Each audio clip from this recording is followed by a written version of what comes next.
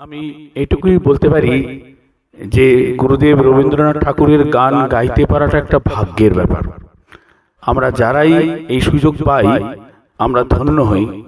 আমার পরম পূজ্য সঙ্গীত গুরু পদ্মভূষণ মান্না দে তিনি বলতেন যে ওইটা হচ্ছে গঙ্গোত্রী গোমুখ, ওই জলে একবার স্নান না করলে তুমি কোনো কিছুই বুঝতে পারবে না সঙ্গীতের, এবং কাব্যেরও কিছু বুঝবে না।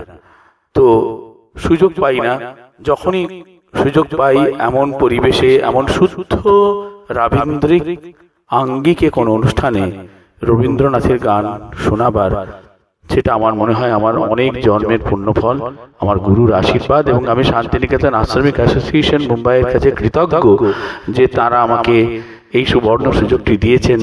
আমি একটু গুরুদেবের সেবা করতে পারলাম, জানি না কি করতে পারলাম, কিন্তু আমাদের সাথী মিউজিশিয়ানরা যেভাবে বাজিয়েছে আজকে, মানে আমি তুলনাহীন তাদের জন্য একটা বিরাট বড় করতালি। প্রত্যেকে নাম করলে অনেকটা সময় চলে যাবে, তাই আমি আলাদা করে বলছি না।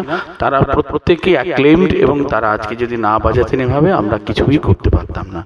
তাই শান্তিনিকেতন আশ্রমিক অ্যাসোসিয়েশন মুম্বাইকে আমার শ্রদ্ধা এবং প্রণাম জানিয়ে আমার বক্তব্য শেষ করছি।